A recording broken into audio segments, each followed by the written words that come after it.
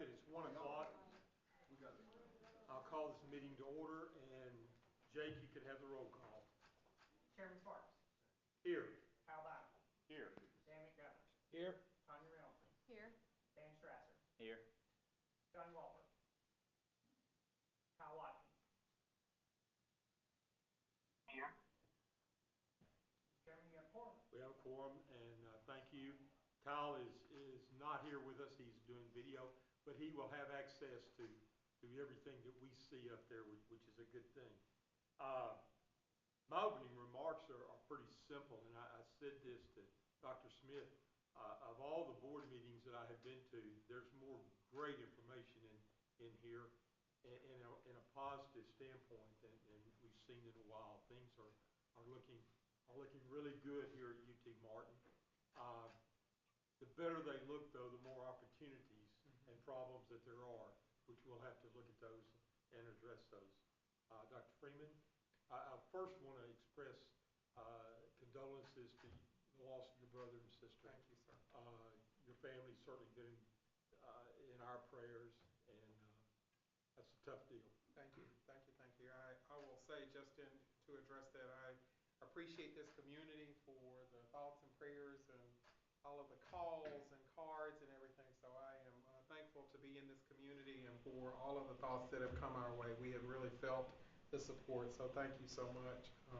In terms of just comments or remarks for me, I will say I've been really excited about this day and excited about this meeting because there is a lot of good news to go around. I am so incredibly proud of the folks who work on this campus and the team we have assembled here. Make no mistake that the news you'll hear today comes from a complete team effort for all of the individuals who work here, and so I'm proud to represent them and proud to present the information that we're going to share with you today to our advisory board around some of the success we've had and also some of the opportunities we have going forward as we continue to grow our campus. Before we go any further, I also do want to make sure that I acknowledge we have a special guest here that some folks know that they may not know. Dr. Stephen Gentile, he is here. He is the executive director for the Tennessee Higher Ed Commission, so he is here visiting today, and we're going to give him a little bit of Martin style today as he is here visiting us. So welcome, Dr. Gentile. Thank you. Go ahead. Okay, the first item of business is the approval of minutes. They're in your packet, and I think were also emailed out previously. Are there any known corrections, adjustments, or amendments that need to be made? Hearing none, is there a motion that we accept? Motion made. I have a motion. Is there a second? Second. Jake?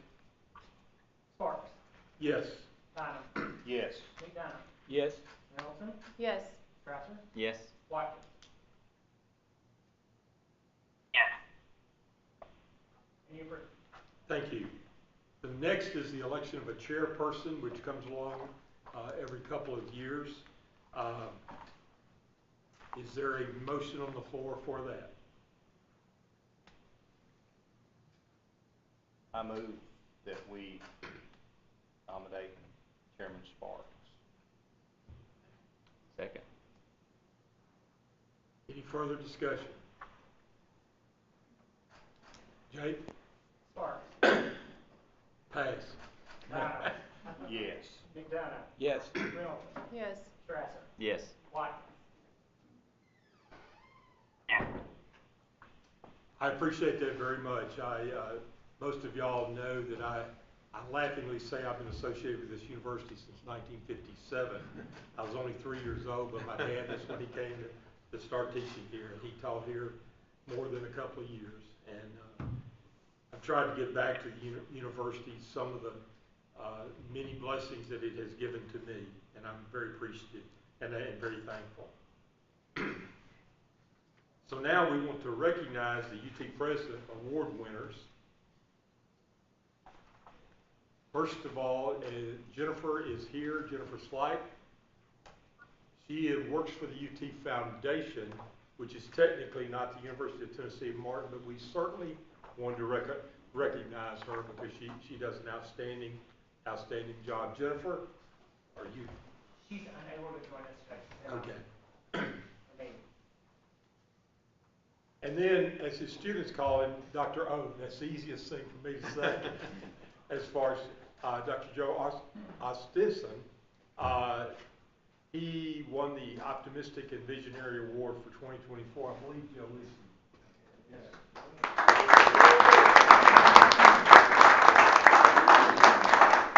Thank you for all you do.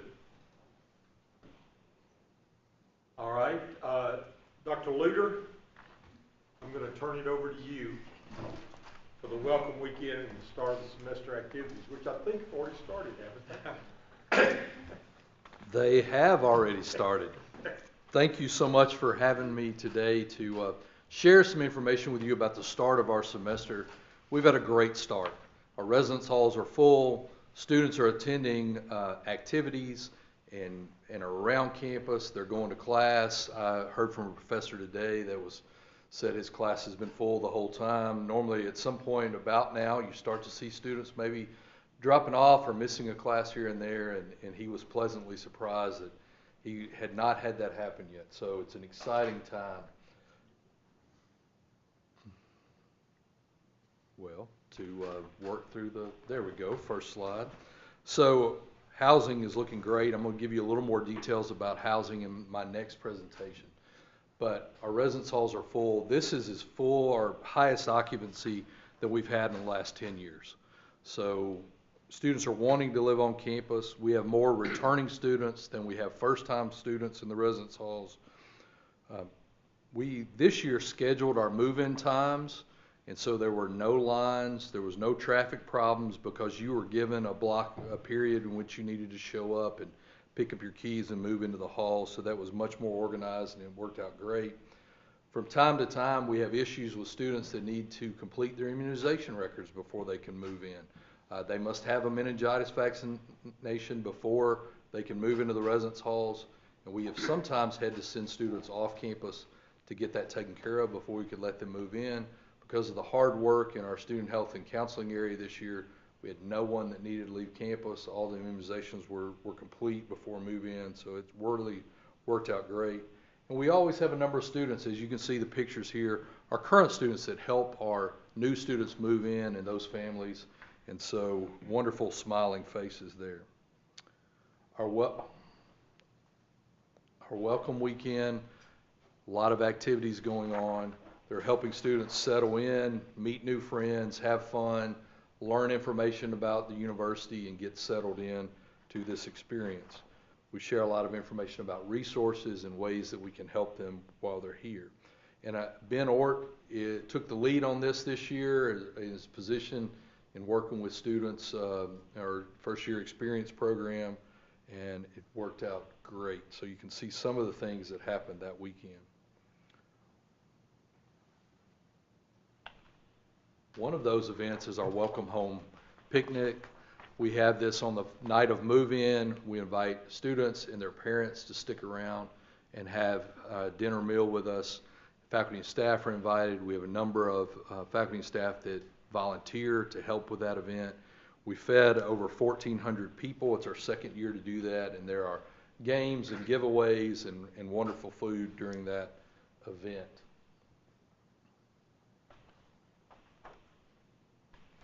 And then these pictures show some other events from that weekend. Our convocation ceremony there in the middle with the band. We do a number of student trainings during the welcome and the move-in period. Convocation, our transfer boot camp. They did an event, was a glow night, sort of dance party kind of thing that you can see there, and just lots and lots of activities. So I want to tell you about a new tradition, and I think some of you maybe have one of these pins. So this is a brainchild of Academic Affairs and our Student Success Center to come up with a tradition that we could introduce to students when they first arrive and that would carry on through the 4 years that they're here. And so this is how this works. Students during convocation received a pin that said invest and empower on it, and you've got a copy of that in front of you. At the end of convocation, as they walked back across the quad, they were asked to deposit that pen in a container, and that container is displayed in the University Center. They'll walk by it every day and see the investment they made by putting that pen into the container. When they do their senior walk to walk back across the quad as they are preparing for graduation, they will pick up that pen again, and they can choose to keep it, or we hope they will choose to give it to a faculty or staff member that has helped them be successful here at UT Martin. And so the idea is that they've invested in that, we are investing in empowering them, and then they will have an opportunity to award that to someone at their graduation. So I had someone ask me, wait, do we have to wait 4 years to start this? The plan is not to do that. Seniors that graduate this year will be able to pick up one of those pens and give it to someone that has helped them in that experience. So I wanted you to know about that new tradition for this year. Here's a few other things that happened in the first couple of weeks of school. So we always have the Soybean Festival here in Martin.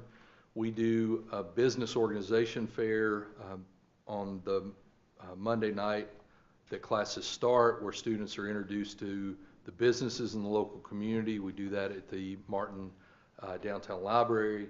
We do a student organization fair where they can find out about organizations that they might want to get involved in. Athletics this year did Skyhawk Palooza, which was a food truck night and music and concert to introduce them to student athletes. And then our intramural program has started up and is very strong this year with participation in, I think, softball and tennis are our first two activities that are going on there. We've also had wonderful speakers to start off the year. So Wes Woodson is a speaker that we had during Welcome Weekend that is a mental health storyteller. He's a younger guy that's got a great personal story to share with our students about his mental health journey and the importance of mental health.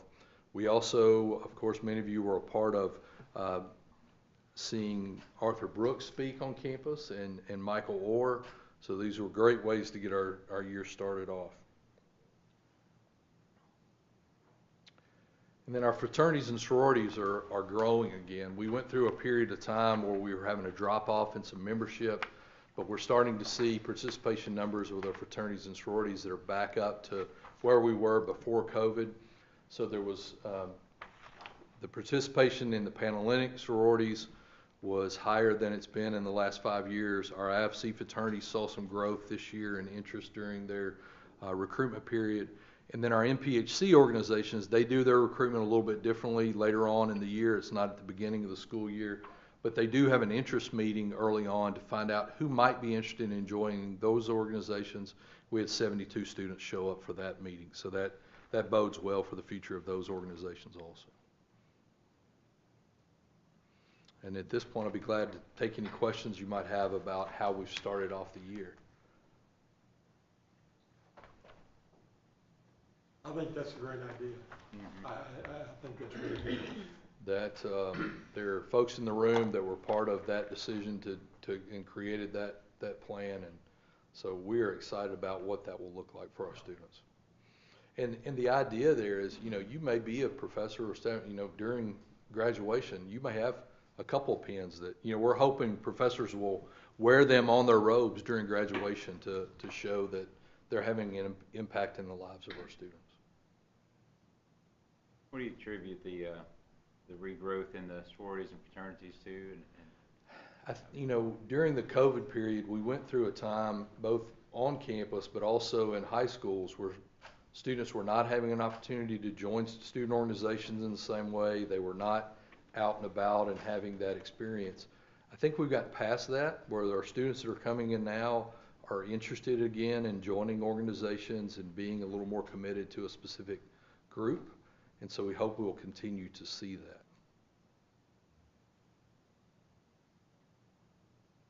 All right. Any other questions?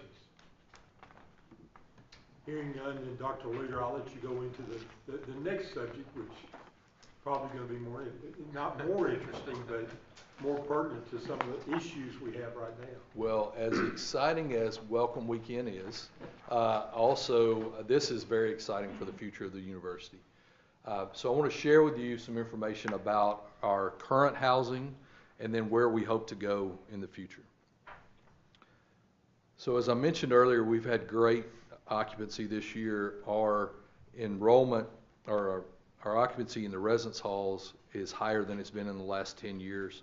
To be up to this point where we've got over 1,900 students living on campus is just outstanding. This picture is our student, our residence life staff, our hall directors, and our RAs. And I wanted to show you just the diversity of the folks that are involved in that operation. And they spend time every day living with our students in the residence halls, helping them settle in, deal with any problems that they might have. They're really on the front lines of working with our students, and we're excited to have them. Here's a little bit of data about our housing operation this year. So we rented over 1,900 beds, but we had 2,800 people apply to live on campus.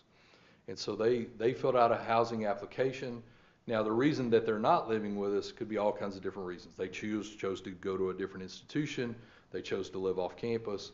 There's a few different ways that may play out, but I wanted to show you that total number of applications to let you know we have lots of people that are interested in living on campus. We also have more females than males living on campus. Returning student numbers are strong, so if they live with us 1 year, they're often interested in living with us again.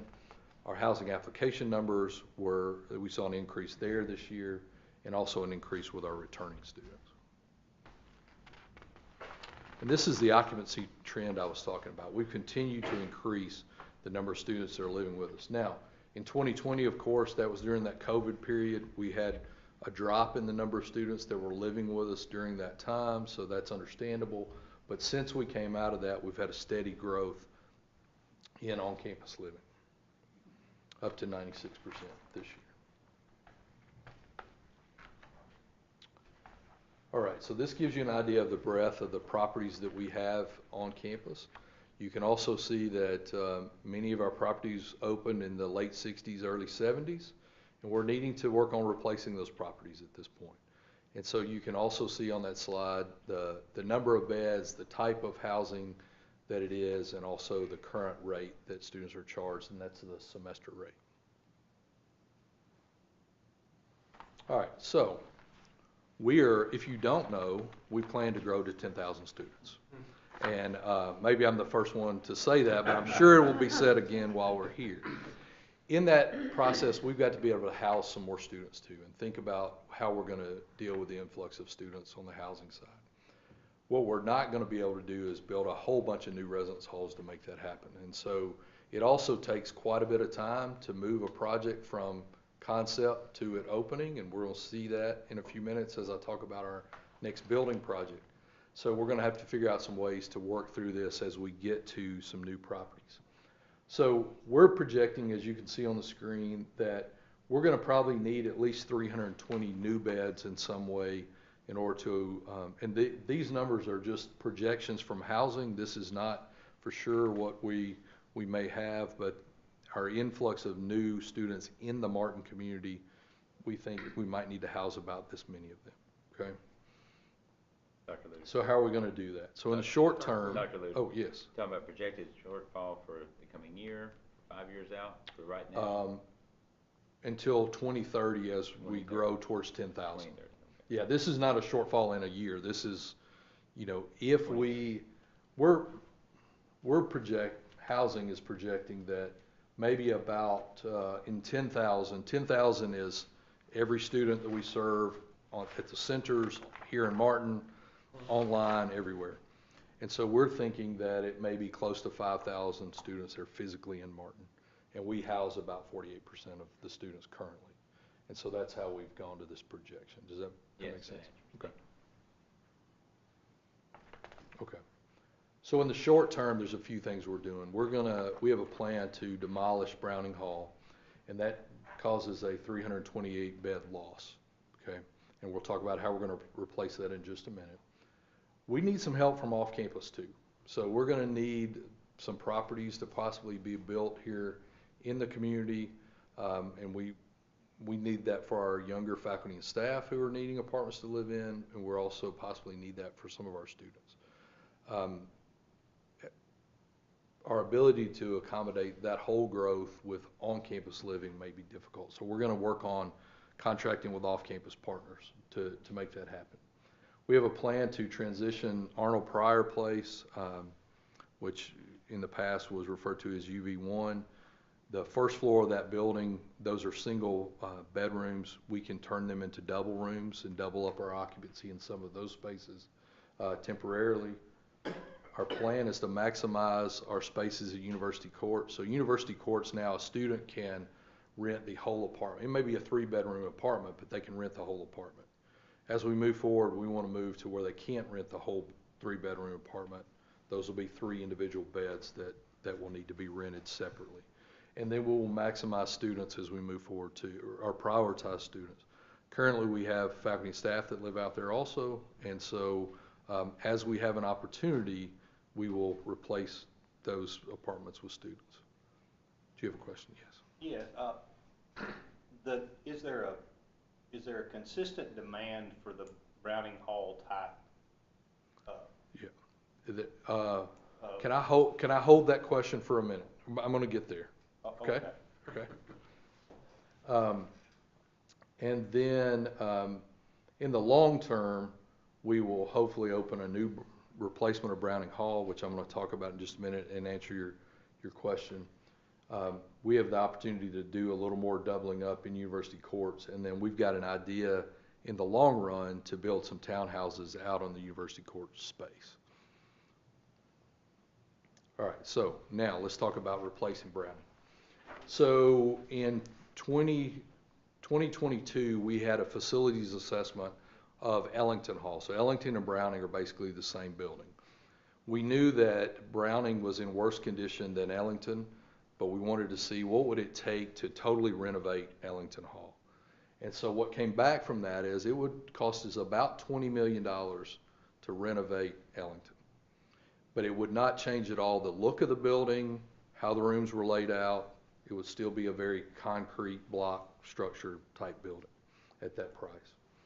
And so we decided what would be best is to replace Browning with a new building. And so you can see on the screen there our plan. We've just finished the programming statement with a company called HED, and they've given us some great plans and a price on what we think it would cost to build this building. Our plan is to move our living learning community from Cooper Hall to this new building, and these would be 400 pod-style single bedrooms with shared baths and common space, and we'll show you an example of that in just a moment. And the total project cost is about $50 million. Okay. All right, this is what the layout of the rooms look like, and I think you've got it in your book if you want to see it a little more specifically. This is a 14-bed pod, okay? You have a single bedroom, and then you have bathrooms that are shared within that pod, and then there's common study space and lounge space that's close to each of those pods. We have a demand for for single bedroom spaces, so unlike what we have in the layout of Browning currently. Okay. And let's talk about that, because that was one question. Should you build doubles or should you build singles? All right, so this is student preference. So currently, our students apply more for the new housing style with private bedrooms. So that's Arnold Pryor Place and Connor Community. We had about 500 students that would have liked to have lived in one of those spaces this fall that we didn't have room to accommodate them. So there is desire to live in that type of space where you have your own single bedroom and then you have some shared common spaces. So this is what that demand looks like. And so then we got asked the question, well, how do they do academically if they don't have a roommate? The expectation was that you are more engaged, you're more connected to the university, and you do better academically if you have a roommate. So we checked on that question. So what we found is students that live in singles, which is that Connor and Arnold Pryor Place type room, their retention rate is better. Now, the retention rate of everyone that lives on campus is better than those students that live off campus. But their retention rate is better if they live in a single bedroom, and their GPA is better if they live in a single bedroom. that is the experience they have grown up with, living in their own bedroom, sharing a bath in the, in the home with other people, sharing common spaces, and that feels very comfortable to our students. Does that answer your question, Mr. Bynum? It does. Okay. All right, so the other thing that as we move into this building project, we want to make sure that our residence halls are still competitive on price. And so we have the lowest cost housing of any of our four-year institutions in the state, and we want to keep it that way, but we think there's room to grow. We can increase our price some and still be the lowest cost housing in the state. So these are what we consider our competitive peers. So if we lose a student to an institution, it is probably one of these institutions. So you can see their high and low cost of their rooms on campus. You can see the average, how we match up with them. And then also a projection of what the off-campus market looks like. That's always moving, and this is from fall of 23, so that increase, that off-campus rate has probably gone up over the last year also. It's a little difficult to account for that in Martin. Unlike some other college towns, we don't have large student apartment complexes like some towns do. And so a lot of our off-campus market is also people have a home they rent, there's an apartment over the garage they rent, there's a lot of that kind of stuff in Martin that students are living in. All right, so how do we get there? We've got a building that's going to cost $50 million to pay for. What we're asking is, and we think we will need this in order to make this happen, is a 5% a year increase over the next 5 years in our housing rates, and that's all the housing rates across the all of our properties. For Ellington Hall, which would be our lowest cost housing, it would be about $96 a year. That's more that students would pay each year. And for Arnold Pryor Place, which is our highest cost housing, it'd be about $230. What we know is our students this year who lived in housing and got a financial aid refund, the average refund for them was $1,800. So I think there's room in many students' packages to be able to accommodate this increase, because one of the concerns was our lowest income students, would they be able to accommodate this increase? And I think they would. It's all up to students to decide what they want to use that financial aid money for, but there is room in their packages to make this happen. We are basing this on that we would stay at a 95% occupancy rate, which is we're at 96 this year, and we would continue to have that demand as we continue to grow our student body. And then the pro forma that's in your booklet on the financials, it is based on the Tennessee State School Bond Authority requires that we create a pro forma at a 7.25% interest rate. That's not normally what state building projects come in under, but we've got to be able to show that we could accommodate that. So the numbers hopefully will end up quite a bit less than what it shows in the pro forma.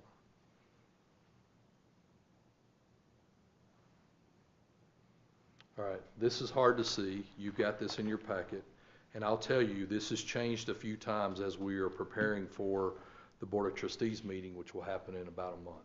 So it is continually in flux, so these numbers are changing, but what we've got to be able to show is this debt service, this DCR at the bottom, is 1 or above. I've had some people question this is pretty tight. It's actually this number in the year that we opened in fall of 2028. It's now 1.02, I think, as we've continued to work through the numbers.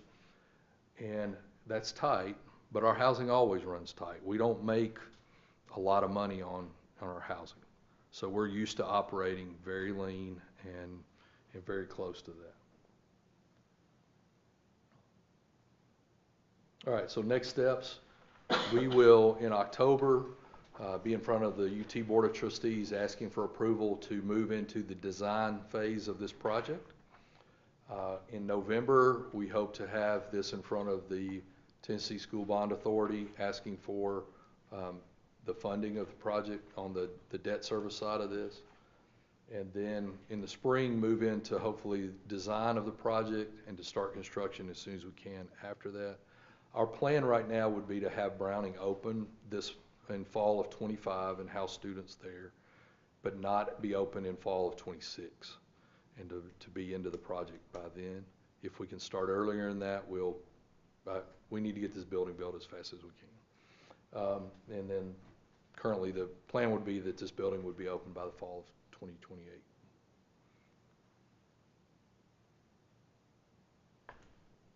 All right. Any questions about this project? Yes, Dr. Leader, how many stories would that, be 4 stories. 4 stories? It's 2 buildings of about 200 students in each 200 beds in each building, and it's 4 stories.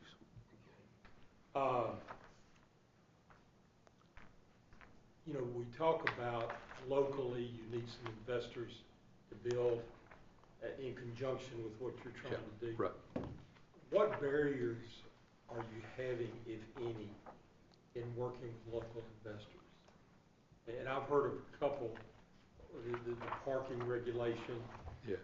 I have not been working directly with local folks yet, but we need to do that, and Chancellor may want to mention Yeah, I some of will. those issues. I wanted to give you a chance to kind of Okay. mention whatever you wanted to mention, but one of the major barriers is certainly the worry about transferring farmland into now developed land. And so there continues to be a real concern about doing it, and where we would set up a property that would allow us to build additional housing, even if it is for a local investor to come in and build it.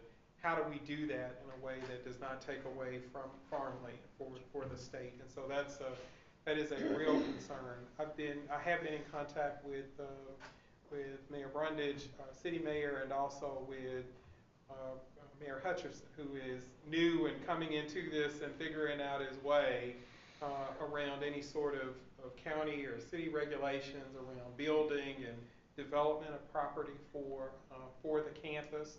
It's my notion that our students are probably going to want something that is in Martin so that they can get to campus pretty quickly, and faculty and staff will opt to go, if they need to go to Dresden, they will, or, some other location that is really close that they can drive in. And so we need both spaces for rental spaces, transitory spaces for students to be able to live in, and also because we're going to need more faculty and staff with the growth of 10,000, it's a 44% increase for our campus. We will need more faculty and staff as well, and I have folks putting together plans for how we will grow that faculty and staff.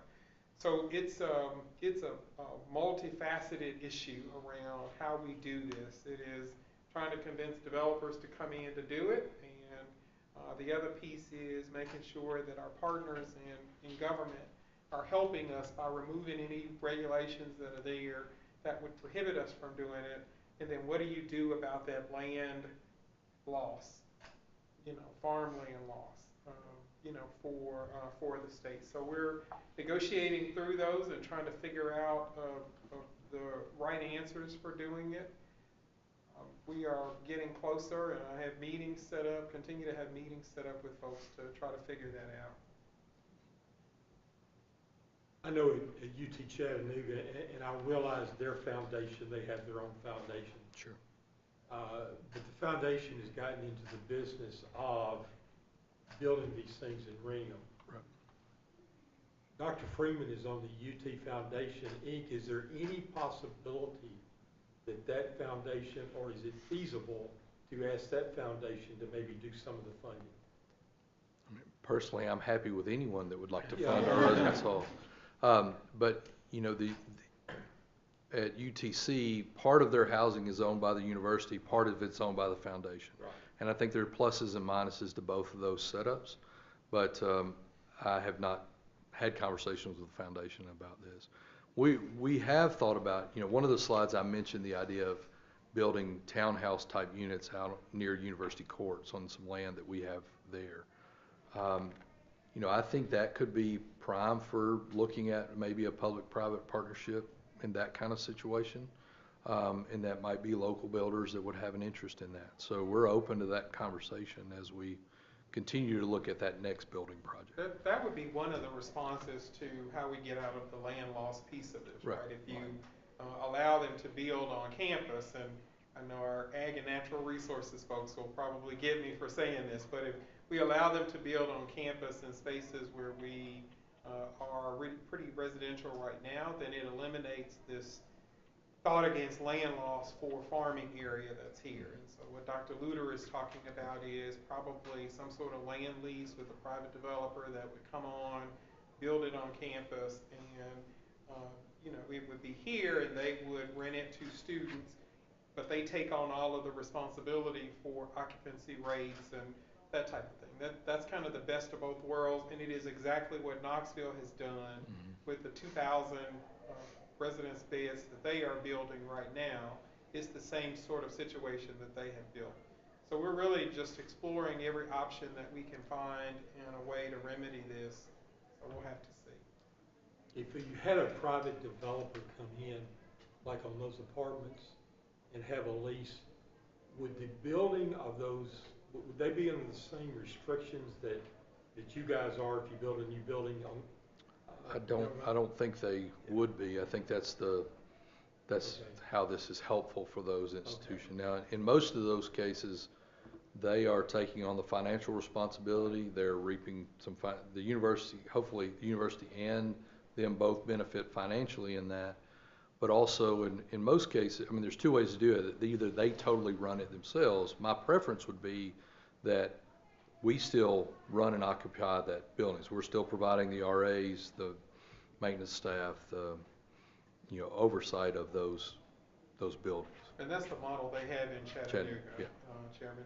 If they are the foundation, the UC Foundation owns the building, but the housing staff in Chattanooga manage and operate and deal with any sort of maintenance for the facility. And so it's a great partnership there, and it allows financial aid to flow freely for the campus because it's being managed by the institution. Right. At Chattanooga, if the occupancy were to drop down, is there an obligation to fill up the university owned before the foundation, or the foundation before the university? Or is there any type of agreement? There is not an agreement that I'm aware of. Of course, I've been gone a little while, so there is not an agreement that I'm aware of that says you must fill the foundation housing before filling campus housing. And any sort of agreement that we go into, whether it's a private developer who's running and managing it, or if it's something we're doing, we would want to set the same sort of standard, that there is no obligation, that student choice has to be important and optimal in this sort of situation. So we would want to continue to give students the choice about where they wanted to live. There are universities that have entered into these partnerships before where they're often called P3. The P3 has to be filled before other university housing, and I have no interest in that type of setup. We need to give all of our students options to live wherever they want to choose to live. And that's part of this deal too, is we still have double rooms if you want to have a roommate. We still have suites like in Cooper that are a little bit different. So one of the things that I want to do is give us lots of different types of housing, and students can choose the type of housing they want to live in and the price point that they want to live in. Yes. Back to my Browning question, deconstruction seems to be a really caustic word in that, that's a beautiful part of the campus to me, the way that thing plays out. Was there ever any thought of renovation and in a move to renovate both Ellington and Browning and Yeah, move in that direction? we had conversations about it. I mean, that was the idea behind the facilities assessment, to see kind of what it would cost to do that piece.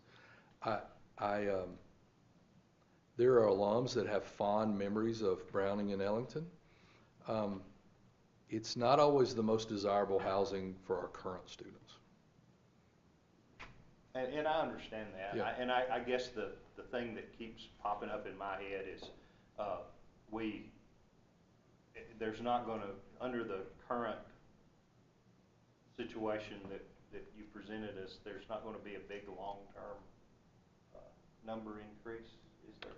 Yeah, we're gonna have to continue to work on it. That's why we need some help from off campus. I mean, the cost to build these buildings, is tremendous right now. And so, we cannot take on any more debt service in housing than what we're talking about now.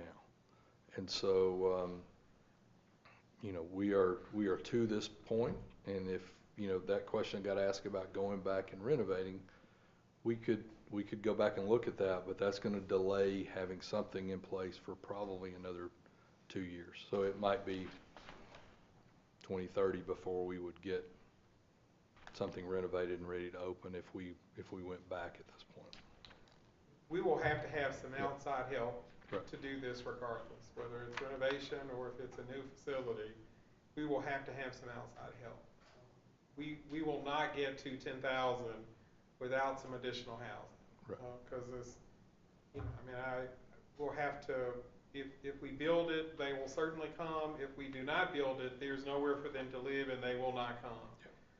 And so we'll have to have some outside help, and it continues to be a priority for me as I meet with leaders both in our county, Obion County, and all points in between, thinking about how we develop housing, transportation, and childcare for the folks who are connected to UTM.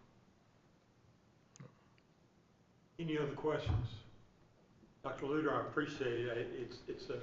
It's a tough situation, but it's a lot better than you standing up there saying, we're at 70% and we're having to shutter one of the dorms and it's gonna cost this. So, it's a problem, but it's a good problem. It And is it's a good great problem. I opportunity. want us to stay as full as possible from here on out. So yes, very good. Thank you. Thank you. Now we'll hear about enrollment and retention update from Destiny. More good news. Yes, I'm sure you've seen the press release. We have a lot of good news this year, and so it's a pleasure to be here to share some of those details with you today. There we go. All right, our overall enrollment this fall is 7,507 students. That is an 8% increase over where we were last year. 20 countries are represented in our student population. Students are from 40 states and from 89 of our 95 counties in Tennessee. And so we feel like we have a good representation. About 92% of our students are from the state of Tennessee, and about 8% are from other states or other countries this fall. Looking at some specific comparison data year over year, our total enrollment increase, of course, is 8%. When I was with you in January, I shared that our enrollment goal this fall was 7,105 students, and so we did exceed our goal by 5.6%. The only decrease we saw this year was in our graduate enrollment. As you'll see, we were down 2.4% year over year. Our graduate enrollment has been pretty steady since about 2020. We went from 375 students in 2018 to 517 in 2019, and then our highest enrollment in recent years was in fall of 2020 when we had 722 students. So we've been pretty flat in some of our graduate enrollment. Part of that growth back in the late 2010s was due to our Grow Your Own program. That was a statewide initiative to educate more teachers. You may have heard about that program. It's for paraprofessionals, educational assistants who are in our K-12 schools. It gave them the ability to complete their certification and become full-time teachers in our schools. So that really had a lot to do with our increase, and we've seen that program, the funding for that, decrease. We also had some large increases in programs like MBA. However, we do feel like there's going to be some growth in graduate over the next several years. We are developing a new graduate program. We're in the early stages of that in social work, so that process takes a long time, as I'm looking at our academic affairs leaders in the back, but we are working through some of that now as well. We're also looking to enhance the infrastructure of the way we admit and communicate with prospective graduate students, and that's something that has been in the works for the last few months and is ready to launch this fall. So I really feel like we're going to see some increases in that graduate enrollment. Most of the increases did come in that undergraduate side, and FTE was up over 300 this fall, which is also important as we are looking to invest in some new strategies and new ideas on campus. Looking at some individual lines there, our first year students, we have 1,220 first year students on campus this fall. That was a 9% increase over where we were last year. Our goal was 1,157, so 5.4% over our goal. That is our highest first year class since 2013. So it's been a long time since we've had that many first year students on campus. We had a 15.7% increase in our transfer students. That is our highest transfer enrollment since 2019. We've seen some decreases at the community colleges over the past several years, so we were excited that that took a swing back in the positive direction. For several years, we were around 400, so we're trying to get back to that number and surpass that number in terms of serving transfer students. First-time graduates, we were 20 students below our goal, but again, we do feel like that will increase as we move forward. Dual enrollment, we are so proud of our dual enrollment operations. We have 1,823 dual enrollment students at UTM this fall. That is spread out all across the state and region. A lot of the big increases this year for new dual enrollment students came from Rutherford County. We had a big partnership there.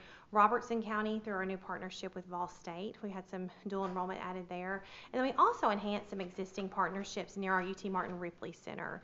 Students in Ripley, Halls, as well as Tipton County are actually being bused into the UT Martin Ripley Center. So that accounts for a lot of that dual enrollment growth, as well as just continued serving of the schools that we've served for a long time.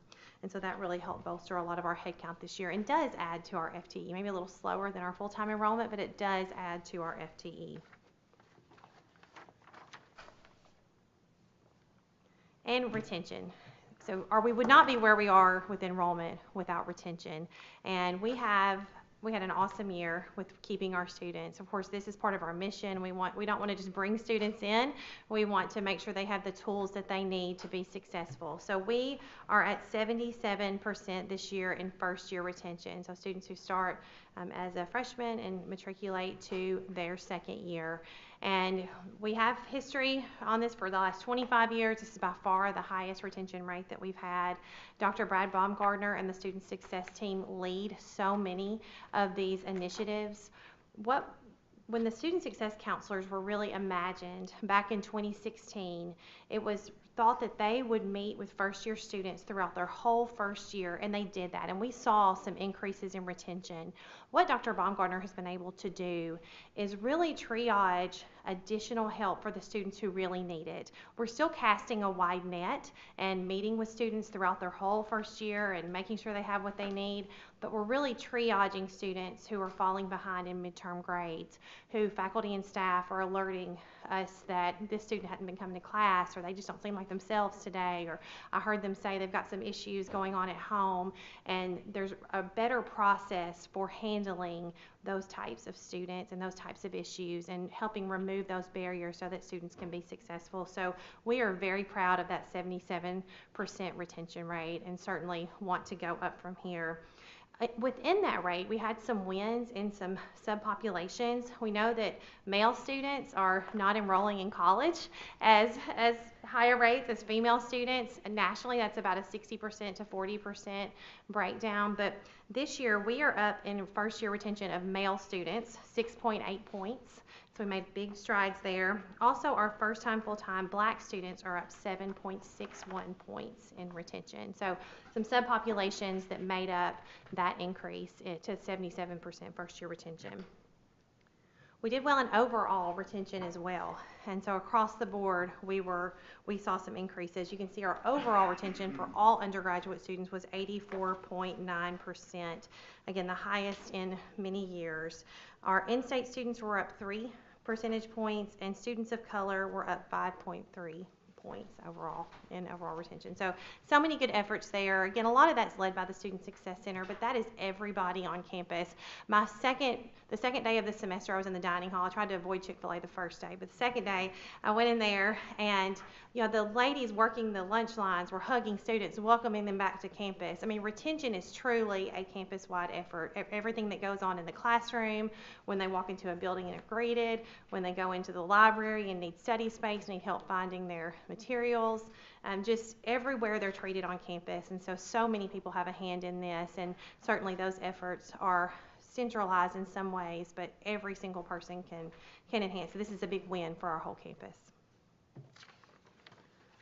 So some of the contributing factors to our enrollment this year, we began a strategic enrollment plan that really launched in 2019, early 2020, right before COVID hit. That's kind of when we were finalizing those decisions. But we are really seeing the results of that through a lot of our numbers this year. We infused a lot of marketing dollars at that time, over and above what we had done in the past, so that we could market specific programs and to make sure we're not missing populations of students. Prior to that, we were primarily marketing to that traditional first-year student, and we are certainly going to continue to market to them, but we were able to expand that reach to other population through that strategic enrollment plan. We added some new academic programs, construction management, cybersecurity. Those have been slow in growing, but they are adding to our enrollment growth here at UTM. Other things that were part of that strategic enrollment plan included some operations around onboarding of transfer students and making sure that their transcripts and their credit is entered in a timely fashion. And we are still working on some opportunities there, but that has come a long way with the addition of a staff member in our academic records office and just streamlining some of those efforts. And this is the third full cycle of moving our infrastructure, our operations for marketing and communication to traditional undergraduate students in-house. When I came to UT Martin in 2016, we had less than 1,000 first-year students. I think we were at 980 first-year students. And it was the lowest we'd been, 7-year enrollment decline, and we had to cover a lot of ground quickly. And so the decision was made to use a third party at that point. We paid them a lot of money, but use a third party to really get going very quickly with a strategy on communicating with students, who we communicate with, how we market the application to them.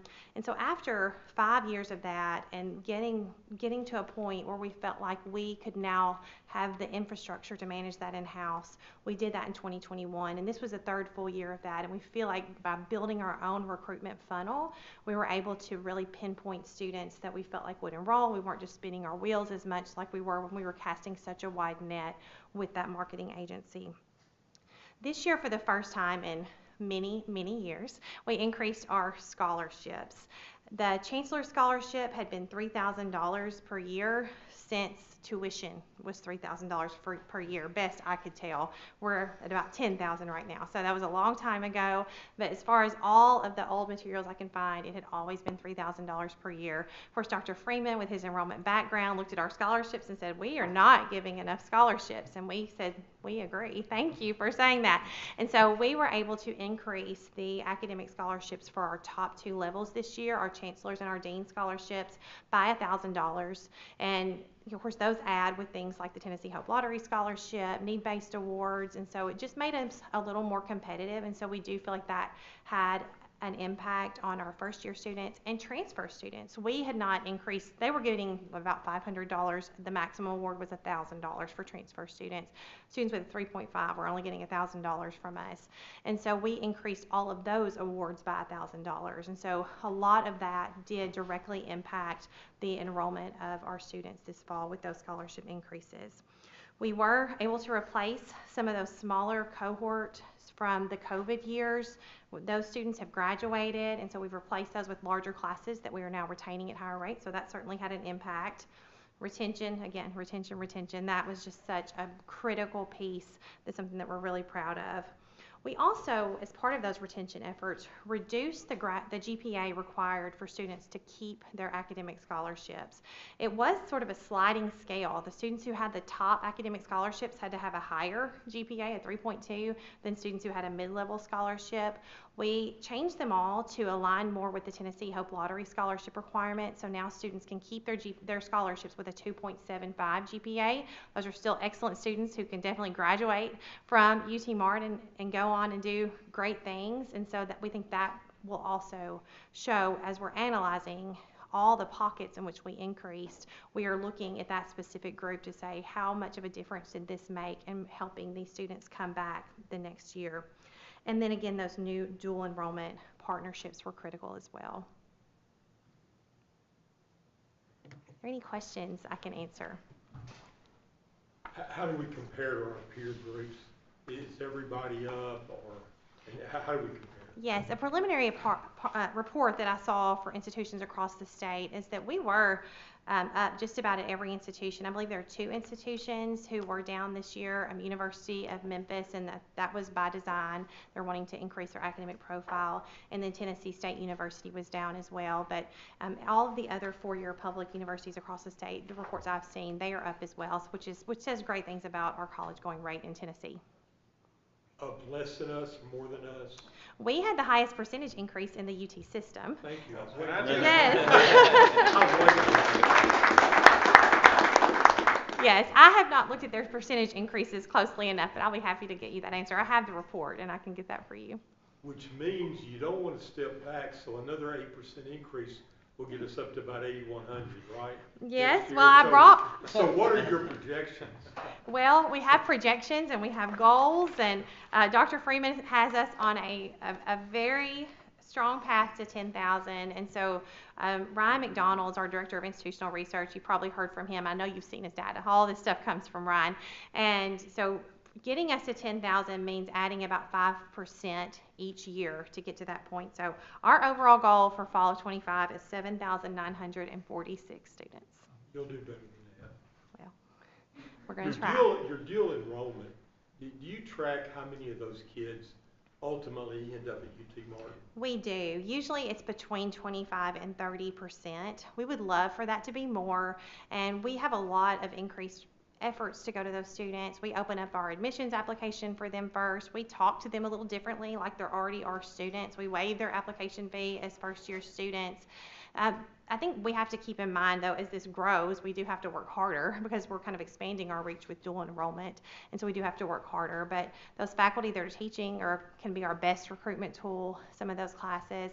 I know there's a lot of initiatives out of that office because sometimes the dual enrollment faculty or a teacher at the school who's gotten certified to be an adjunct professor. So I know there's a lot of initiatives through Erica Bell's area to do some more professional development for those faculty to make them feel like they're part of UTM so that they can help filter that down to our students. Do you ever have any functions on campus for your dual enrollment just to get them on campus? We do. They bring different groups. I know they go through the library and do some different activities. A lot of the students are around our centers as well and are frequently visiting our center location, so we do some of those things as well. I was excited about the 8% increase, but I'm probably more excited about the retention because that's the bottom line. Yes, absolutely. With UT Southern coming into UT system, it seems like a natural fit for some of those students who may want to transfer to a different school or a larger school. Has been any success there? Any focus on trying to get any of those students to stay in the UT family and come here? We do. You know, we have meetings a lot with our UT system partners to talk about our enrollment goals, challenges, and for a while there was a big transfer movement of how do we make it more seamless, and so we've removed some barriers for students transferring back and forth. I think we still have a long way to go. We all have our own curriculums, our own degree requirements, and some of those things are challenging for students that they're trying to navigate. One degree program at UT Southern may look a little different from the program at UT Martin. And so while I do think we've removed some barriers, we do have some opportunities to improve there. One more small question. You talked about the increased scholarships, which sound like they were well needed, so good job on getting those up. didn't sound like it may have come up to maybe where you're hoping to get them. Are we competitive now, or are we still far below the level of most other peer universities? Yeah, we're below some on those top level students. Our average ACT this fall is 22, and so I think we also have to keep that in mind that we're getting a lot of those really strong, 21 to 25 ACT students, and so we need to keep those in mind too. We do have some University Scholars awards that provide additional funding. I think ideally we'd like to see at that top level at $5,000 instead of $4,000 would make us a little bit more competitive, but I know it takes a while to figure that out in terms of how are we willing to, pull back a little bit on our average net tuition revenue per student and thinking through, the finance side of that. But yes, we would like to see that increase. Some of this is really about investment for us as well. I came in very, very early without asking a lot of folks, and I said, yep, let's do it. This is a great idea. Not talking to a CBO, I said, this is a great idea, let's do it. And so much of this is about investing and then, the results and then reinvesting dollars that you get. And so we have a meeting planned right now to talk about the central scholarship budget and how we invest in that scholarship and what we do going forward. We know that we've got to make some investments. You got to spend money to make some money, and so in a lot of ways, it's an investment in our future. We'll keep looking at it and trying to continue to enhance it, but this enrollment growth helps us. Yes. It really does help us to have some available funds to reinvest for future growth. And we do have some additional scholarships available that are not merit-based. They are donor-funded, community-funded, that we're able to award kind of on top of the merit awards and the other state and federal financial aid that we get. So we can't understate the importance of that enough, of the donors that give. And sometimes it's $1,000, $2,000. It may be a one-year award, but can really help those students for that year, and hopefully they can be eligible moving forward. So a lot of times we can pair some things together to still make a really competitive financial aid package. I just want to make a statement and then ask a question, because I was working in the honors program from 1997 on, and I was director of that program for about 7 years. And as you said, Destin, the scholarships didn't change. We're at $3,000 for a scholarship in 1997, I think. And it's time that we did change that. So I think that you deserve a lot of credit, Chancellor Freeman, Dr. Cavalier. Everybody who was part of that. I think that was something that's really needed. And I really applaud that, because I worked hard to try to get that increase, and I never got it. And so I think that that's a great thing. But the question I have is, what is the University Scholar Award at now, if you know that, Destin? Because I think it's important that that be above the, we still call it Chancellor's Award, I suppose. Because again, they're part of a program that they do a lot of work in. Do you know what that award is? I do. So those students have to be eligible for our Chancellor Scholarship, and so we do give them the Chancellor Scholarship Award at now $4,000, and then the University Scholars get an additional $2,500 per year on top of that. And then all of our Chancellor Scholarship students, which extends to University Scholars, also receive a $2,500 travel study or study abroad stipend that they can use at some point during their 4 years. Thank you. Mm-hmm. Any other questions? Thank you very much for your good report.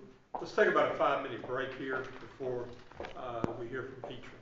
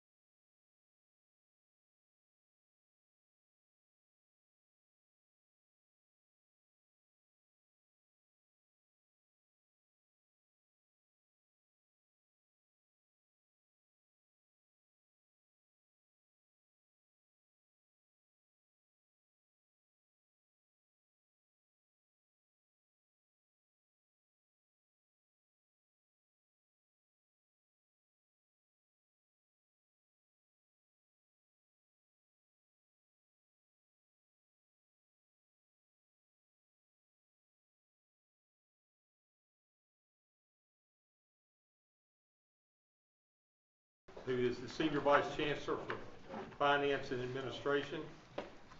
Tell us all the good news from '24, teacher.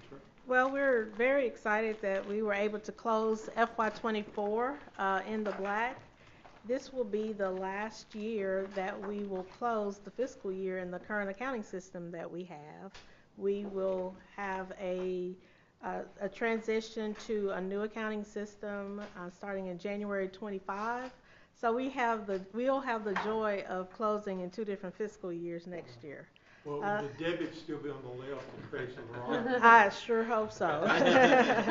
As long as the debits are the positive and credits. So anyway, so we'll follow that trend and look forward to, it may be a little bit more delayed. This past year, we did close in the latter part of August. So it may not be as early as it has been before, but we'll continue to work through that and work in the 2 systems and blend those 2 for correct financial statements. So just an overview of where we closed last year. Our overall balance was $5.6 million to the good, which includes both the E&G and auxiliary. Our shortfall really was actually in tuition and fees. Mainly in the fees where a lot of our mandatory fees did not meet the budget projection for those, mainly in debt service fee that the students pay, the athletic fee, and the technology fee. So over the last few years, the number of students who pay the mandatory fees has decreased. And so that's part of what that build back that Destin just reported will improve in FY25. We'll start seeing that shift. But we had a mixture of in-state students. We had a mixture of the dual enrollment students, the online students. And so only the students who are taking face-to-face courses are the ones who pay the mandatory fees. Online students do not pay the mandatory fees, and our dual enrollment students pay a limited amount. They pay a portion of the technology fee, but not the other mandatory fees. So that is kind of why we've had a lower amount in the tuition and fee area. But fortunately, we were offset in other categories where minimally in E&G, it was about a $200,000 shortfall. Fortunate with that, we did have some savings on the expenditure side that allowed us to still be positive. You will see that there was an increase in our grants and contracts, and that mainly represents the indirect cost revenue from our grants. So we've seen a growth in expenditures on our grant side, which means that our revenue for that area has increased. The auxiliary revenues had a growth as well. However, we had not really adjusted the budget for the growth that was there, mainly because they can only spend what they earn at a minimum. So the budget had not been adjusted as much, but they also had increased expenditures for the auxiliary areas, mainly in housing, had some growth. But we, at the end of FY24, were able to record some of the one-time signing bonuses that we did with our dining contract that will allow us to expend money over the course of the contract. Was a new 10-year contract for it.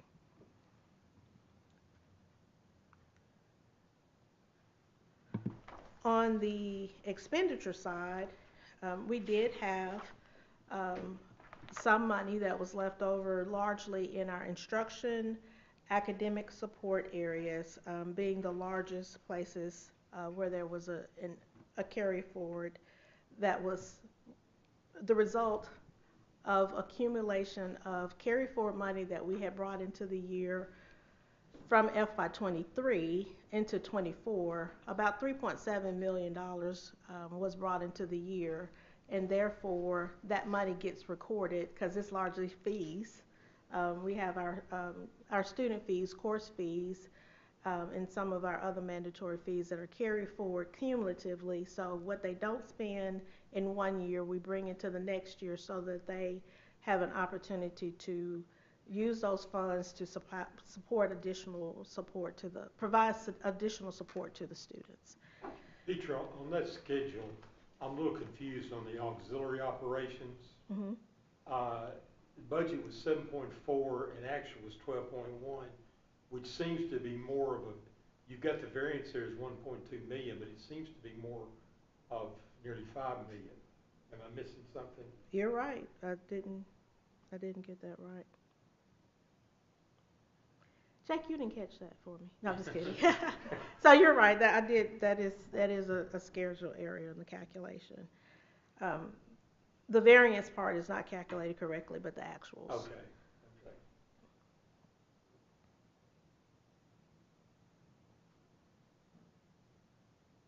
Jake must have checked those numbers. Is that right? He did, or did not. I'm not sure. But that was my mistake. I was the one prepared to schedule.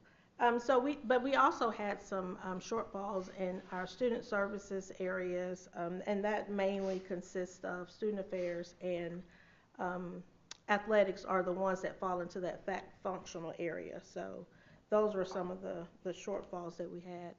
And then the auxiliary operation calculation is not the correct amount of money. But overall, we actually had roughly about a between the revenue and expenditures for expenses, it was really net $4 million is what that number was, and I apologize for the error there. Also, mentioning that we did have the 3.7 million cumulative to come in from FY23 to 24, we netted for the E&G and auxiliary operation a surplus of $268,000.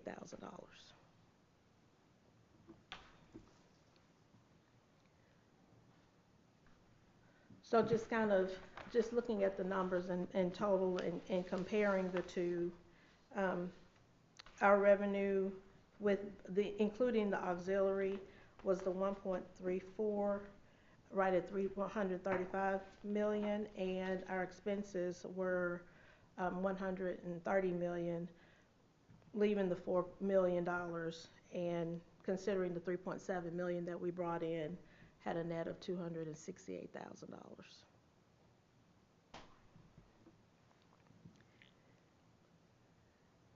There are a lot of people who have calculated and spent the money that Dustin has mentioned with the enrollment growth in FY25 in our heads.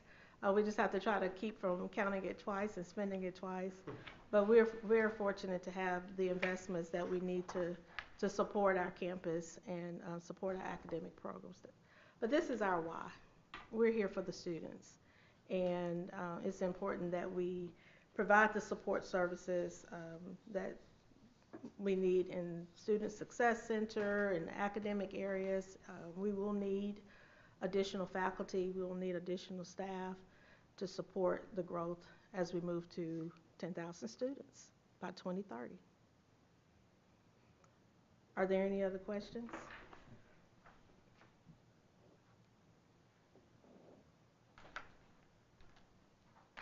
Any other questions? Any questions? Believe it or not, I don't have any more. Good report. Well, let me rephrase that. How much the FTE going up? She said we had an increase. How much? What in dollars and cents is that? Do you expect to get? Because the full-time equivalent doesn't necessarily mean you will be collecting these service fees on all of those. That's just. That is correct. The FTE would include our dual enrollment students, our online. Okay. So it will just kind of depend. We're kind of working through the data to see which category they fall. Are they the face-to-face students, or are they the online students? Are they dual enrollment? So we'll have that calculated very quickly. Okay.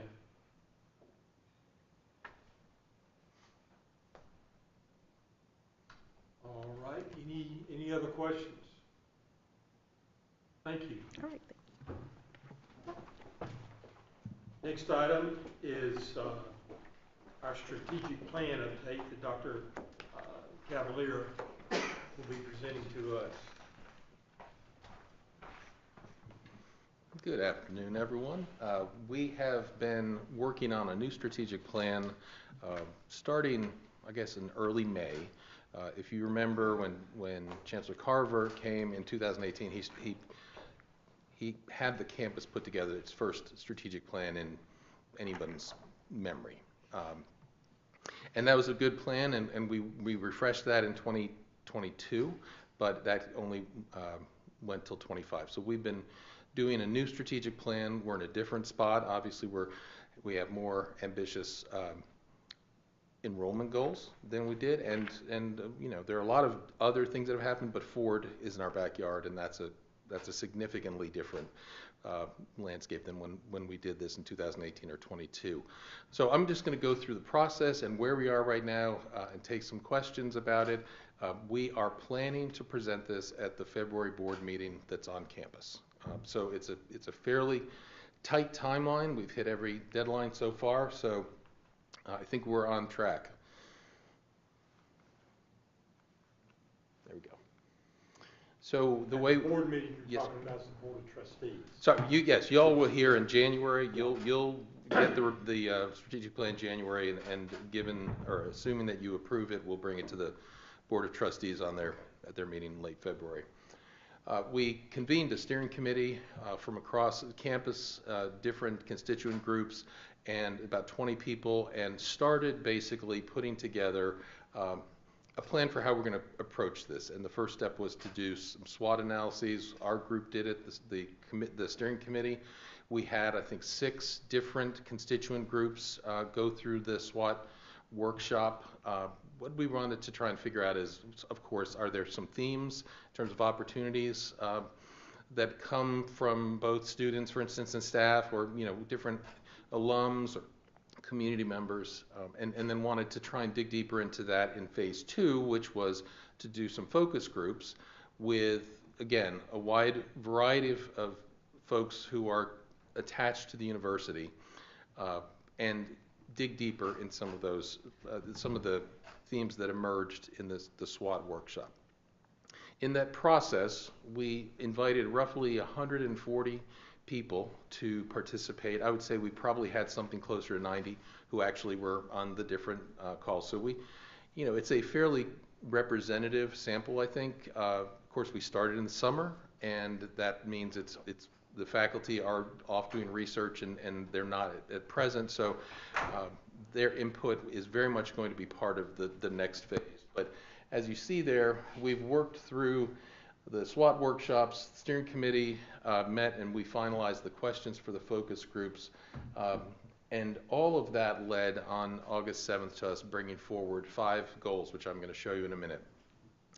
When we started this process, Chancellor Freeman said he'd like for us to focus on 4 themes: people, places, partnerships, and achievement.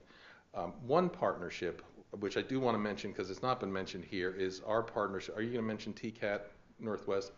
No, you. Okay. You. Got it. Anyway, partnerships have been very much a part of what we've been doing over the last several years in all sorts of ways, and I think the Chancellor and I both agree we want to continue to be a leader in this state, Stephen, in creating partnerships across.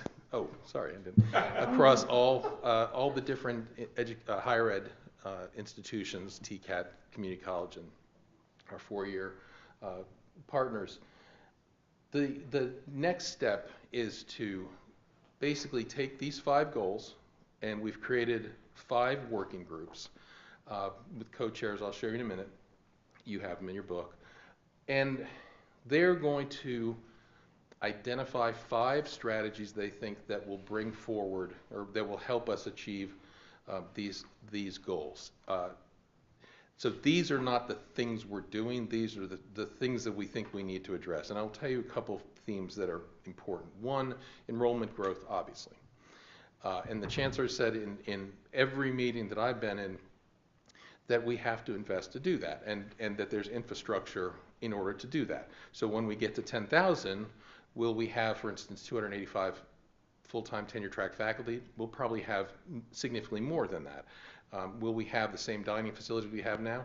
We'll probably need to figure out something more than that, and on and on and on. So there's the resources to enroll, to attract, to market to, and then to teach more students. There's the infrastructure on campus in terms of things like teaching spaces, and you've heard from Dr. Luter about residence halls. We can manage probably up to around 8,500. That happened before, maybe a little more. The stories I've heard from the 8,500 days, which was like 2008, 9, somewhere in there, was that it was very tight, very difficult to schedule. Now we have a new building, right? So Latimer's here. EPS is not full right now. There are plans for using it, but we could use some of that space. Another caveat is that we're going to get funded, Stephen, this year for the new business building, and I appreciate your help with that. Agreed. Emily had to suffer through the test hub every chance we could, so you're gonna get the business building. But when we demolish the current business building and build the new building we have the lead gift for, we're gonna have to put people somewhere else. So there's gonna be a lot of that kind of work, and I think these 5 goals reflect that. We know that Ford is here. We've worked with Ford. The 10 suppliers are going to be there. The county officials who are there. The folks who need more assets in their community to support, let's say, just with Ford, 6,000 workers. We can help with all those things, and I think number 4 is an indication that we're very clear we should be doing this. This is not something that we're going to do accidentally. And Alicia Melton is going to be co-chairing that. You'll see in a second. She's been very much involved with the Ford project and with research outreach, economic development. But we also want to make sure that we're celebrating what happens on this campus. And in academia, oftentimes we all focus on finding the things that are problems, right? It's just I don't know why that happens, but I've never been at an institution where faculty and administrators aren't looking at the negatives. But the number of positive things that are happening and have happened, we have to celebrate those things, whether it's students or whether it's faculty and staff, but also work hard to try and do more. I would love in 5 years to come back and say, we've got great news. We've got 3 students who are doing a Fulbright, and we've got 1 student doing a Truman. Now that's 4 students, and I get that, but that should be part of what we do, in addition to helping a student who comes in maybe marginally academically prepared get a degree, the whole thing. So some of that I think is embedded in Goal 5, and I'm not telling anybody what those strategies need to be, but I think that's the kind of thing we're talking about. And I wanted to just share with you, we've worked very hard, Dr. Luter and I, with the Chancellor and Jake, to try and create a very wide range of voices, both in terms of the folks who are chairing these committees, but also the members of the working groups. And on this, obviously, Destin, we've got faculty, we've got administrators, we've got folks in IT, we've got athletics represented. These are some of the best people that I know. There are others who are great who are not on this list who'll be participating, but I feel very strongly that this group will lead those committees and bring us 5 strategies in each case that we will be excited about and figure out how are we going to accomplish those strategies in the next 5 years. I think that's my last slide. We didn't make Jake a co-chair because we had too many Bynums. So we had to just, between Hal and Jake, never, that's what I meant to say. There were never too many Bynums. So are there questions about the strategic plan? We will have a draft of that by the end of the end of November, and then that will give us plenty of time. I noticed you had a town meeting, I think, Yes. on Halloween. Yes. What do you expect to come from that? I think from that, Art, we'll present it, and I don't expect that will be a tremendous amount of feedback there. But when the Chancellor presented the goals at the opening meeting, put up a QR code with a survey and asked people to basically send feedback that way, we'll do something similar. We're also going to, and I need to figure out the best way to do this, but create some feedback once those goals are out besides the survey where people can, say, hey, I think we need to do X. You didn't, think about whatever it may be. We can't get, 1,500 people writing the strategic plan, but I think we want to do as much as we can to get feedback from people, and I think the feedback largely on the goals has been very positive. So I can tell you this strategic plan is better than what I saw at UTIA presented last week. So. This is not being recorded, no. No, I'm sure Keith's watching. No, I think this will be the best strategic plan in the state, and I think that it's exciting to think about what this institution will look like in 5 years at 10,000 with more resources and an even stronger student-focused culture.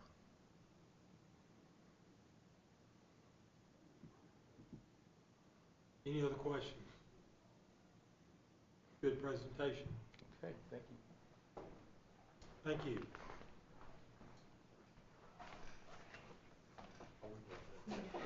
Took care of that. Yeah. Chancellor. All right. Well, I will say thank you for today, and thank you for leaning into what happens at UTM. I want to run through just a few things to update you on what's happening on campus and things that you probably did not hear today, but I'm going to try to make this really short and sweet, if that's even possible, so we'll see. I know you heard the stuff about enrollment. This has been, it is difficult, and I've done enrollment management for 30 years. It is difficult to move 1%, in particular on retention.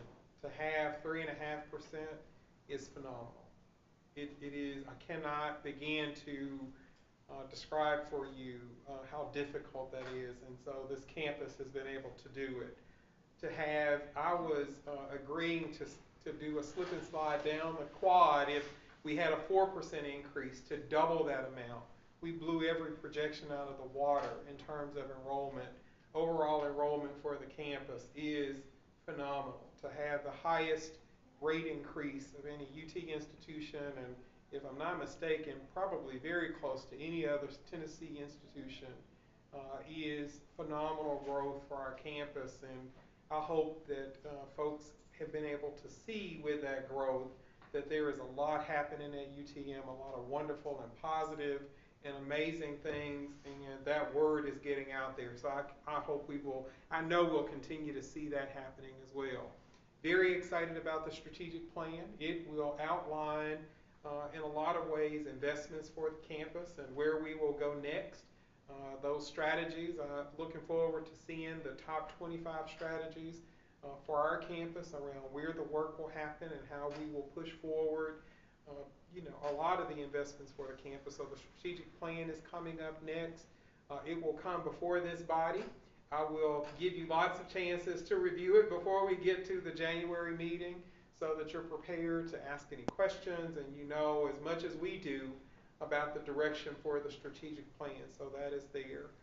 Really good in terms of budget numbers. Always great to come back in the black around budget for our campus as well. In terms of what comes next and what you did not hear a lot about, and the next big thing in my mind is around this international student recruitment plan. I've put forward a goal that we will grow our international student enrollment to 5% of our student population. That's where I would like for us to be. That'll be at 10,000 students, roughly 500 students for our campus. It will take some investment for us to do it. It will take, we had some glory days where we had a lot of international students enroll. We've seen some of that wane, and I think we can get back to larger numbers of international students on our campus. And so there is a plan that we have in place. We're going to begin some initial investment in getting international students to the campus. The way that we were able to blow our model, our prediction model out of the water is we put in different inputs. The scholarship, the stuff we did around retention, those are different inputs that really does take away from the prediction model of if you did everything the same, this is where you should anticipate to end up. And so that international recruitment piece for me is going to be really big. We are also, another big thing that is coming, we have a faculty senate group on our campus, one that helps to look at curriculum, that really does stand in the gap around faculty issues and allows us to know what faculty are concerned about. We have a thriving student government association on our campus, and I get to meet with the leadership team from student government at least once a month, and with the president of SGA at least a couple of times a month to find out what's happening.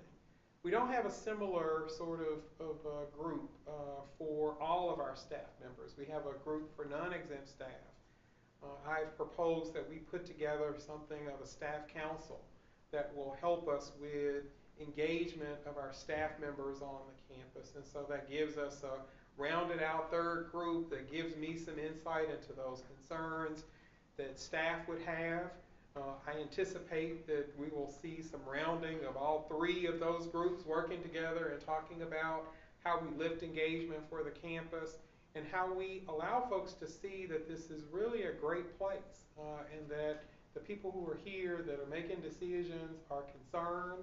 And we have to invest in the people who are working here. They are the reason why our students are here and why they continue to come back. So for me, it is around staff engagement, around dealing with integration of staff concerns that are here and dealing with those things. I do want to also say we have a group. I think it was Dr. Cavalier who said we find ways to think about what's wrong with campus and don't find ways as much to celebrate things that are happening. We've created a group. Dr. Anderson Starling is leading it. I call it a Clear the Path Committee. They call it a functional areas meeting. It really is about finding ways to remove barriers from students who are trying to navigate the process. I'm a first generation college graduate.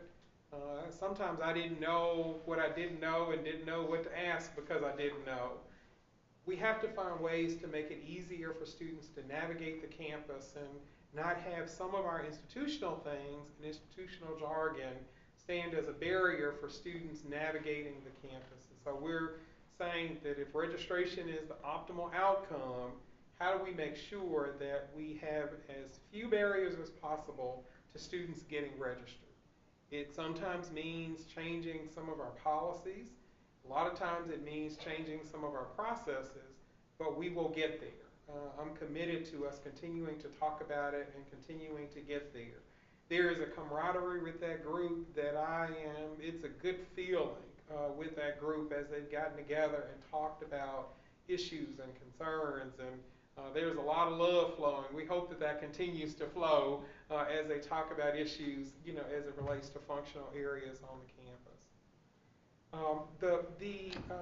This Invest and Empower pen that's here, I'm proud of it. I think it is what all of us have attended somewhere and gone to undergrad somewhere, and you can name probably, maybe on more than one hand, you can name the people who have had an impact in your collegiate career. This is a thank you to those individuals directly from our students. And so as we think about their investment in their education and what we do to empower them, there are individuals who are helping them to navigate that process and to make sure that they can be successful. So I hope that this is going to be a tradition that continues for many, many, many years to come as we go. Dr. Cavalier mentioned the partnership phase of our strategic plan. I am most proud of the articulation agreement that we've set up with at least 3 of the TCAT centers that are close to us.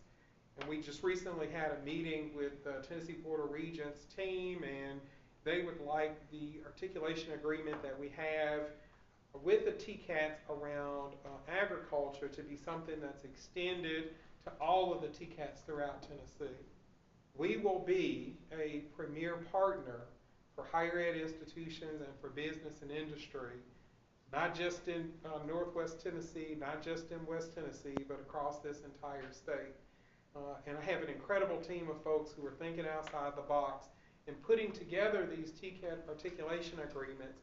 To my knowledge, and folks behind me can correct me if I'm wrong, to my knowledge, there's not another higher ed institution that has this type of articulation agreement with TCAT centers. And so we have, again, been innovative in forming a model that says, we know that you might want to go to TCAT now, but if you complete the first year and you do 30 hours, you do that first year and you finish there, we will award you 30 hours in a couple of different disciplines on our campus in agriculture that allows you to continue to work towards your bachelor's degree for us.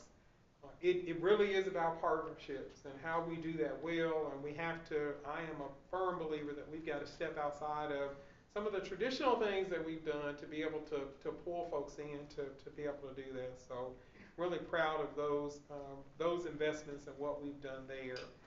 The last thing I will mention is I've said that our campus is one that really does well with experiential learning. It is getting our students outside of the classroom and getting a chance to experience what it's like in the field that they're interested in. In our grants and research area, I gave Alicia Melton a $8 million grants and research goal and this past year, and I told her I need you to get to it by 2030, and this past year she was able to get to 9.1 million with faculty and staff investing in doing and presenting grants and that type of thing. So of course you know what I've done. I've just increased the goal on her to get there by 2030. But a couple of them that I do want to mention. One is a $745,000 grant program that was awarded through Ag and Natural Resources and through the USDA. And it's a partnership with USDA and also Innovate Africa and the Northwest Tennessee Local Food Network. It is one that is a partnership with Kenya. And so I'm going to read this because otherwise I'm going to mess it up. But the objectives of this is to enhance curriculum in agriculture at UTM by developing educational and outreach experiences in the international food system. The second goal is to conduct research to improve nutrition, water usage, and food production in Kenya and the United States. And the third goal is to improve long-term food production, food security, and rural school nutrition in Kenya while enhancing the agriculture, education, and farm-to-table programs at Northwest Tennessee schools. This really is, for all intents and purposes, looking at agriculture as from a global perspective and not just here in our state. Phenomenal to be able to get this.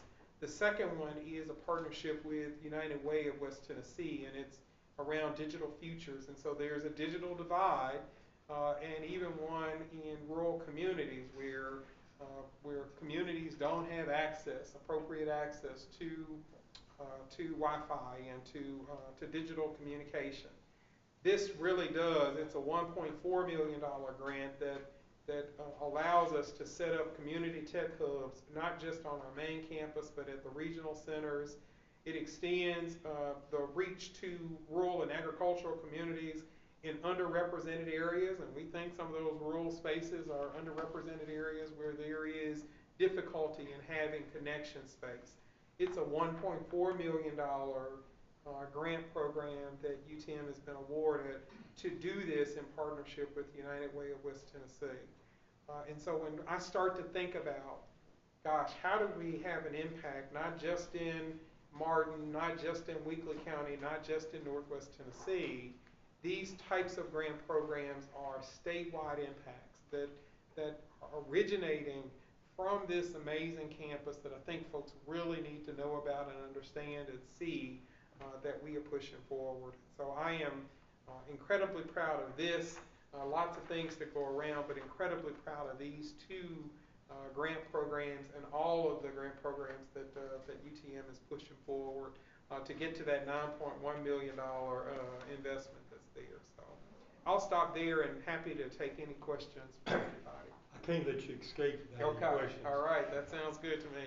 Number one, on your international students, I think you need to take your hat off to the basketball coach. Yes, we do.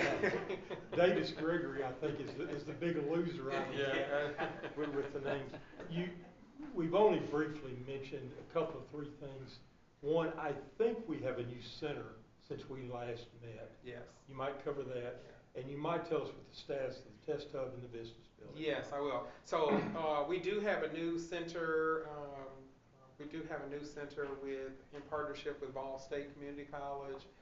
It's in Springfield, and so that center is now up and going. We just received final approval from THEC to now call it a regional center, and so it is the Good. 6th center for UTM. Really proud of it, but it's in a standing building in partnership with Ball State in Springfield, Tennessee. So it's an incredible opportunity for us to partner with one of our community college partners, to provide. Right now, it started with agriculture, and we're going to continue to see if there are avenues for us to expand and do more disciplines in that particular center. Chancellor, Yes. I've heard lots of excitement about that center from that region. The high school and the FFA chapters in that area are very excited about it. So Yeah, look forward to that use. Yeah, I walked into the room thinking, with Erica Bill and the provost and others, thinking that we were sort of doing an agreement and a public sort of ribbon cutting on the agreement with opening the center, and I was expecting to see maybe 10 people, 15 people, there for that ribbon cutting.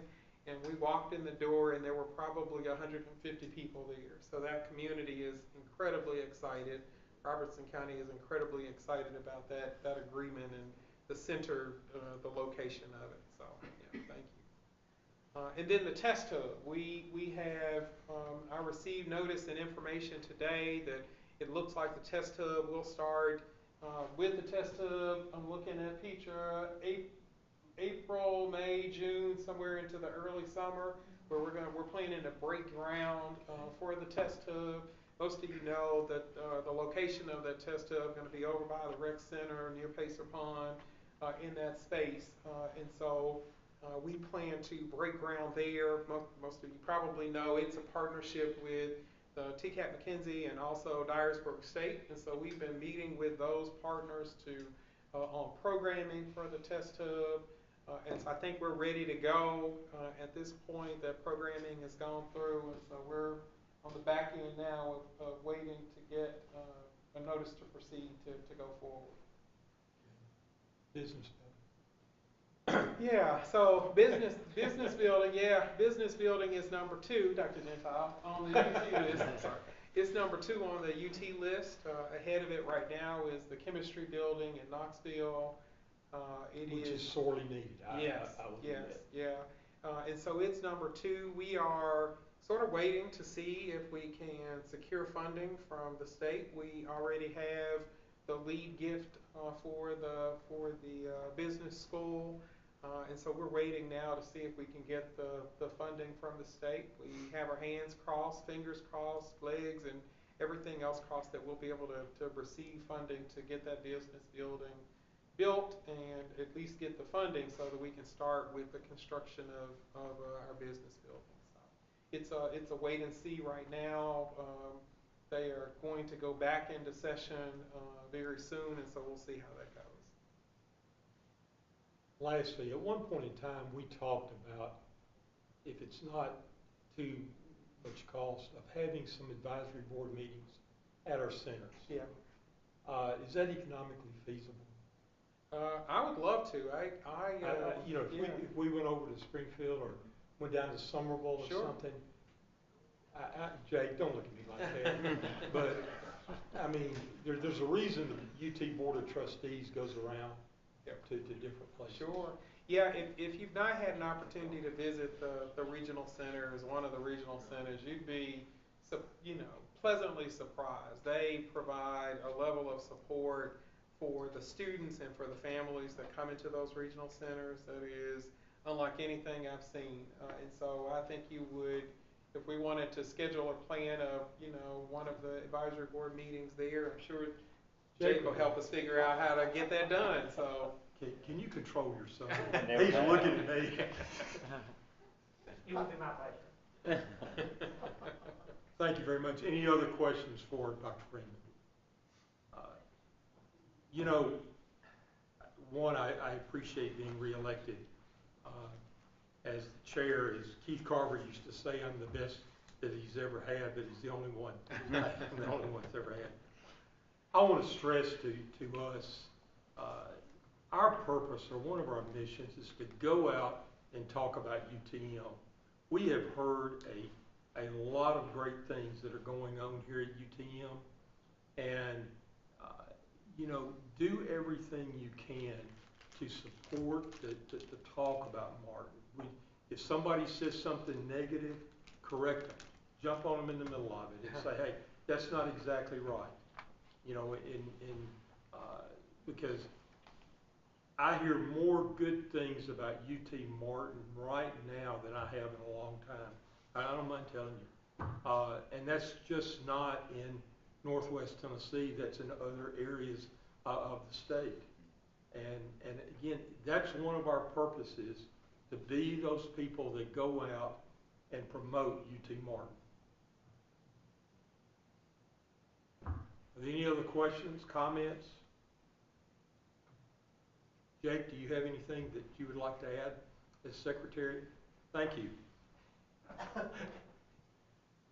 Okay, I will entertain a motion to adjourn. So moved. Second. Second. I guess we have to have a roll call vote, which is the silliest thing I've ever heard of, but Sparks, yes. Bynum, Yes. McDonough, Yes. Reynoldson, Yes. Strasser, Yes. Watkins.